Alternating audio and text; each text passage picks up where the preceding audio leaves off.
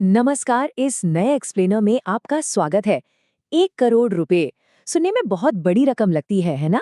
अक्सर सोचा जाता है कि इतने पैसे कमाने के लिए या तो बहुत भारी भरकम सैलरी चाहिए, कोई बड़ा बिजनेस होना चाहिए या फिर सीधे लॉटरी लगनी चाहिए। आज की इस चर्चा में हम इसी बड़े मिथक को तोड़ने वाले हैं। तो क्या सच में करोड़पति बनने के लिए किसी चमत्कार की जरूरत है? बिल्कुल नहीं। डेटा और सिंपल सा गणित हमें साफ साफ बताता है कि एक आम निवेशक भी हर महीने छोटे छोटे लेकिन लगातार निवेश करके इस बड़े मुकाम तक आसानी से पहुंच सकता है। यहाँ किस्मत नहीं बल्कि कंसिस्टेंसी काम आती है। आज की इस चर्चा का एजेंडा एकदम क्लियर है।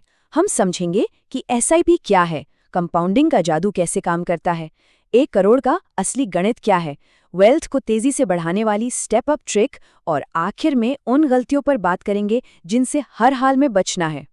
तो चलिए बिना किसी देरी के शुरू करते हैं हमारा पहला भाग, एसआईपी आखिर है क्या?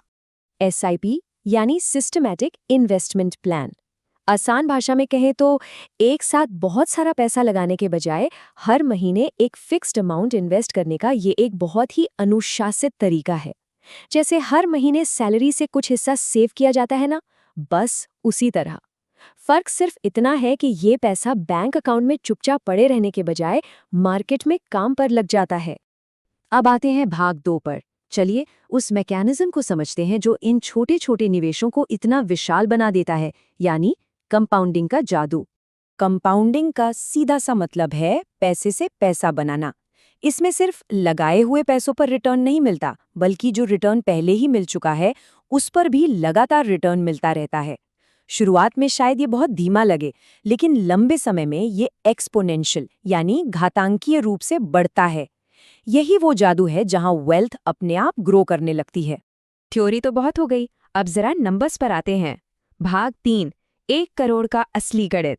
अगर ऐतिहासिक तौर पर 12% का एक अनुमानित रिटर्न मानकर चलें तो 5,000 रुपए के मंथली एसआईपी से 1 करोड़ तक पहुंचने में लगभग 27 साल लगते हैं। लेकिन अगर इस निवेश को डबल करके 10,000 रुपए कर दिया जाए तो ये समय घटकर सिर्फ 20 साल रह जाता है। और अगर 20,000 रुपए हर महीने इन्वेस्ट किए जाएं तो ये बड़ा लक्ष्य केवल 14 से 15 साल में हासिल किया जा सकता है। सीधा सा लॉजिक है, इन्वेस्टमेंट अमाउंट जितना बढ़ेगा, लक्ष्य तक पहुंचने का समय उतनी ही तेजी से कम होगा। अब इस 5,000 वाले बेसलाइन को जरा ध्यान से देखते हैं, क्योंकि यहाँ कुछ बहुत ही दिलचस्प है। पहले 10 सालों तक लगातार पैसे डालने पर भी टोटल वैल्यू करीब 11 लाख रुपए ही होती है।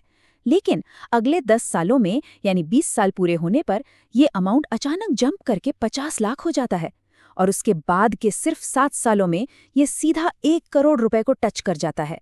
इसे ही कहते हैं कंपाउंडिंग का असली पावर, जो आखिरी सालों में सबसे बड़ा कमाल दिखाता है। इन तीनों इन्वेस्टमेंट लेवल्स को देखने के बाद एक बात एकदम साफ है, सबसे छोटा अमाउंट भी काम करता है। ऐसा बिल्कुल नहीं है कि कम पैसे इन्वेस्ट करने से लक्ष्य कभी पूरा नहीं होगा, बस थोड़ा ज्यादा धैर्य चाहिए होता है। वेल्थ क्रिएशन की इस जर्नी में समय ही सबसे अच्छा दोस्त है। और अब आते हैं उस स्पेशल हैक पर जिसका जिक्र शुरू में किया गया था। भाग 4, स्टेप अप ट्रिक। ये स्टेप अप स्ट्रैटेजी बहुत ही सिंपल है, लेकिन इसके रिजल्ट्स माइंड ब्लोइंग है। मान लीजिए पहले साल 5,000 रुपए महीने से शुरुआत की। अब स्टेप अप का मतलब है हर साल अपने निवेश को सिर्फ 10% बढ़ाना। तो दूसरे साल ये अमाउंट हो जाएगा 5,500 रुपए, तीसरे साल 6,050 रुपए और ऐसे ही आगे। हर साल इंक्रीमेंट या महंगाई के साथ इन्वेस्टमेंट को थोड़ा सा बढ़ाने की ये छोटी सी आदत बिना कोई भारी बोझ डाले 1 करोड़ तक पहुंचने की स्पीड को गजब तरीके से बढ़ा देती है। सब कुछ इतना बढ़िया होने के बावजूद लोग फेल क्यों होते हैं? चलिए देखते हैं भाग 5, निवेश की आम गलतियां। इन्वेस्टमेंट में कुछ गलतियों से बिल्कुल दूर रहना चाहिए। पहला, शुरू करने में बहुत देरी करना। इससे कंपाउंडिंग का पूरा फायदा खत्म हो जाता है। दूसरा, मार्केट गिरते ही घबराकर एसआईपी रोक देना, जबकि सच तो यह है कि मार्केट क्रैश के वक्त निवेश करना सबसे ज्यादा फायदेमंद होता है। तीसरा, रातों रात अमीर बनने का ख्वाब देखना। और चौथा, बिना किसी गोल या लक्ष्य के बस यूं ही पैसे लगाते रहना। याद रखिए, मार्केट जब भी ऊपर नीचे हो, डिसिप्लिन बनाए रखना सबसे जरूरी है। इस पूरे एक्सप्लेनर का सबसे बड़ा टेकअवे यही है कि एसआईपी में मार्केट की टाइमिंग नहीं, बल्कि मार्केट में बिताया गया टाइम ज्यादा इंपॉर्टेंट है। बाजार कब गिरेगा या कब उठेगा, इसका अंदाज़ा लगाने की कोशिश करने के बजाय बस टिके रहना और हर महीने लगातार निवेश करते रहना ही असली जीत है। अब हम इस चर्चा के अंत में हैं और यहाँ सोचने वाली बात यह है, अगर आज से ही इस सफ़र की शुरुआत करनी हो तो कौन सा अमाउंट सबसे सही रहेगा, 5,000 रुपये, 10,000 रुपये या 20,000 रुपये? हमेशा याद रखिए, सबसे मुश्किल काम इस गणित को समझना नहीं है, बल्कि वो पहली एसआईपी शुरू करना है। आज उठाया गया एक छोटा सा कदम कल एक बहुत बड़े भविष्य की नींव रख सकता है। जाने से पहले एक ज़रूरी बात, ये एक्सप्लेनर केवल एजुकेशनल पर्पस के लिए है।